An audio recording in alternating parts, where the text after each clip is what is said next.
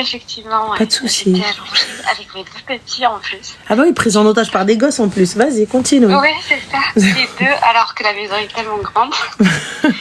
Bon, je t'appelle parce que déjà, j'adore quitter. Ah bah, c'est gentil. Merci, Barakallahu fik.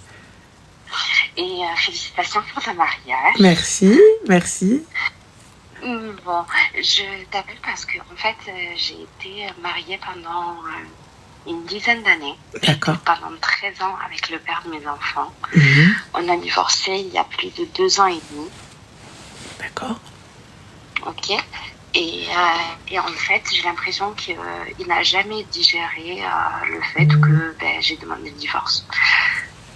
Tout ça, ma question, c'est comment je dois réagir aujourd'hui. Je suis vraiment quelqu'un qui se remet énormément en question. C'est-à-dire, qu'est-ce qui te fait? Là, aujourd'hui, il coupe toute communication concernant les enfants.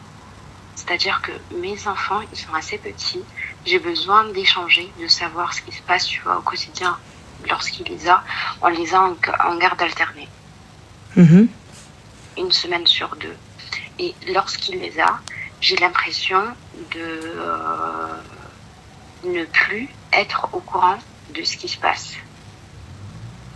Ils vivent tellement de choses. C'est des petits, hein. On parle d'enfants de 8 ans et 5 ans. Ma chérie, c'est la loi.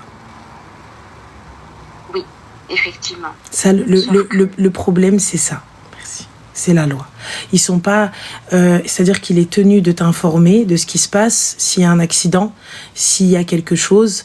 Là, je sais que peut-être que tu vas me dire, mais moi, je l'informe ou je lui envoie, ou quand il m'appelle, je réponds. Eh bien, à toi de faire la même chose. Il n'est pas tenu de te les passer lorsqu'il les a. Il n'est pas tenu de t'informer de quoi que ce soit lorsqu'il est avec eux, sauf s'il y a hospitalisation ou quoi que ce soit et qu'il faut les 2 parents. Sinon, ma chérie, je suis désolée, je sais que ça fait mal au cœur et en tant que maman, ça doit te briser le cœur de pas savoir ce qui se passe, surtout s'il les prend pendant les vacances et tout. Mais il va falloir tqassi qalbak parce que c'est la loi. Parce que, en fait, même si on a tqassi qalbi et tout ça, ok. Sauf que là, ça commence à être... En fait, il prend en otage mes enfants. Mmh. Si tu veux, moi, j'ai fait ma vie. Je me suis reconstruite. Je suis passée par 3 boulots par semaine. Juste pour garder le même logement. Même train de vie, ouais. Les mêmes clubs de foot, les mêmes clubs de sport pour les enfants, etc. Pour pas, en fait, turbuler et les déranger. C'est-à-dire? C'est-à-dire qu'en fait, j'ai fait plus qu'il ne faut pour subvenir aux besoins de mes enfants et à mes besoins et passer à autre chose. J'entends, mais qu'est-ce qu'il fait pour déranger un petit peu? Oui. Alors là, par exemple, tu vois, ce soir, mon fils, il pleurait et tout ça. Il m'a appelé. Maman, est-ce que je peux venir? Je lui dis oui, si papa est d'accord. Ok, tu viens. Marhaba et tout, il n'y a pas de souci si ton père est d'accord. Du coup, il lui dit non, ça a été convenu comme ça. Ma semaine, c'est ma semaine. Tout ça, tu vas pas voir ta mère. Mais il a raison. Très bien. Il a raison. Je suis totalement d'accord avec toi. Donc du coup, mais toi, ma chérie, tu peux pas mettre en porte-à-faux le papa.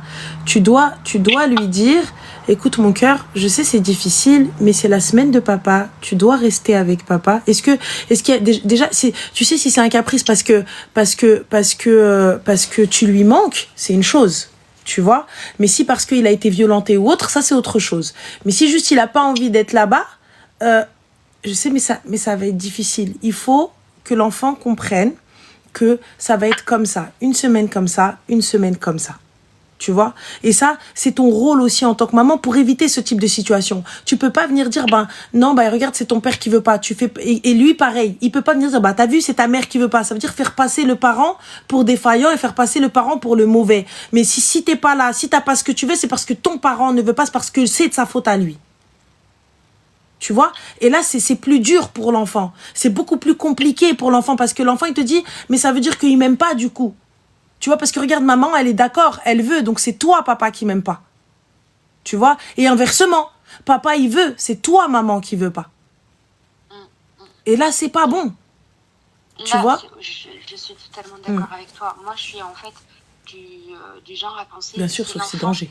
S'il a besoin de voir sa mère, s'il a besoin de voir son père, s'il a besoin d'appeler, d'aller voir sa grand-mère, sa tante, ses cousins, et bien en fait, c'est même pas... Je respecte, c'est que c'est son besoin. Il a besoin de ça. C'est rien de malsain. Ma chérie, j'entends. Mais moi, c'est pas mon éducation. On fait quoi maintenant? Et maintenant, en fait, mon fils, il vient à moi. Donc mon fils est le grand. Il vient à moi avec des histoires de la séparation. Il est là mon problème. C'est-à-dire? Le père, il inclut les enfants. Il revient sur la séparation. Comment ça s'est fait? Eh bien là, ma chérie, moi je prends mon enfant. Moi je prends mon enfant. Je lui dis, écoute mon cœur, ça c'est des problèmes d'adultes, des problèmes de grands. Tu vois, papa, il n'a pas à vous parler de ça. J'explique, puisque tu es très dans la communication. J'explique à mon enfant. Tu vois, lorsque deux personnes ne s'aiment plus, vous n'avez rien à voir dans tout ça. Papa et maman ne s'entendent plus, mais ils vous aiment d'un amour inconditionnel. Ça veut dire que rien ne change par rapport à vous. Mais entre papa et maman, c'est compliqué, c'est difficile et fin. Je t'expliquerai quand tu seras un peu plus grand. Normalement, papa n'a pas le droit de t'expliquer ce genre de choses. Je fais un message, je n'appelle pas le père, un message ou un mail au papa en expliquant, s'il te plaît, voilà, j'aimerais que ceci, que cela, ce genre de sujet qui nous concerne en tant qu'adultes ne dérange pas tes enfants. Ranel, wallah, c'est exactement ce que j'ai fait. Je lui ai dit, mon fils, il a 8 ans. Tu as tel âge. Et il lui a dit, non, tu peux, regarde, t'as vu? Tu ne peux pas l'inclure. Oui, mais non, regarde, adresse-toi à moi pour tout. Ouais, mais non, je suis pas d'accord parce que, regarde, lui, ce qu'il veut, c'est la guerre. Mais si toi, tu réagis comme ça, c'est que tu lui donnes ce que tu veux. Tu lui donnes ce qu'il veut. Moi, je t'explique. Tu veux pas comprendre, je saisis le juge. Mais je t'ai expliqué, tu sais correctement. Tu sais, avec le ma'na. Honnêtement, moi à ta place, je viens en bas de chez lui, j'insulte sa mère et son père. Mais le problème, c'est que tu peux pas. Là, tu viens, tu vas te poser, tu lui fais un joli mail. Voilà, s'il te plaît, j'aimerais que ceci, j'aimerais que cela, j'aimerais que ça ne se réitère plus, s'il te plaît, non. Tu vois, en mettant les formes. Il veut pas comprendre, transfert au JAF. Transfert au JAF, je saisis mon avocat. Il perturbe les enfants. Ranel, je ne veux même pas en arriver là. Eh ben tu vois, c'est parce que tu ne veux pas en arriver là qu'au finalement on arrive à pire. Je vais les priver de ce côté paternel. Tu vois ce que je veux dire? Moi, honnêtement, j'en ai rien à foutre. J'en ai rien à faire, tu vois. Oui, mais non, Désolée, je suis pas. Ça, mais j'en ai rien à faire. Bah non, tu n'en as pas rien à faire parce que regarde, ça. Oui, mais non. Tu vois, ça t'impacte. Tes enfants, ils viennent, ils te disent oui, mais papa, il a dit. Donc ça te touche. Parce que ça vient d'où? Ça vient de la bouche de tes enfants. Pas de la bouche de la personne. Pas de la bouche du mec. Le mec, on s'en fout. Tu vois?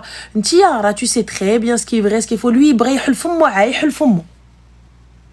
mais quand ça vient de la bouche de tes petits, et qui viennent qui te disent, mais maman, pourquoi t'as fait ça à papa?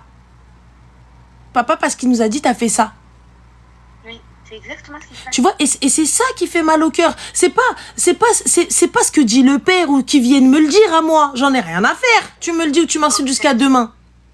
Je m'en fous, khoya. De toute façon, t'es plus mon mari. Tu vois? Mais que l'enfant vienne me le répéter, c'est ça qui fait mal. Et c'est là où je te dis qu'il faut faire intervenir. Donc moi, si tu comprends pas par l'hadra, tu vas le comprendre par la loi. Fin de l'histoire.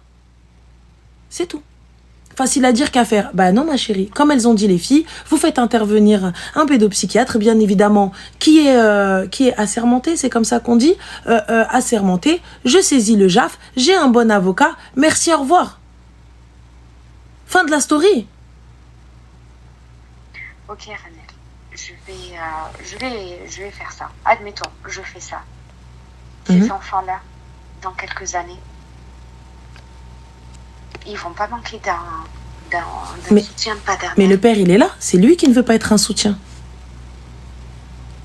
Moi, j'ai jamais retiré la garde du père. Le père, il est là, non? Tu veux pas lui faire retirer sa garde.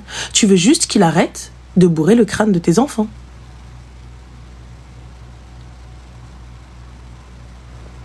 Tu vois la différence ou pas? Oui, du coup, j'agis pas du tout au niveau de la garde. Moi, c'est pas la garde qui pose problème, t'en as rien à faire, vous êtes là une semaine sur deux. C'est ce qui se passe durant la garde.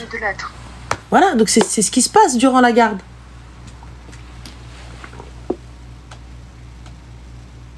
Parce que quand il arrive, il est en train d'expliquer à l'enfant, ouais, mais ta mère, elle a dit ça. On fait quoi alors du coup?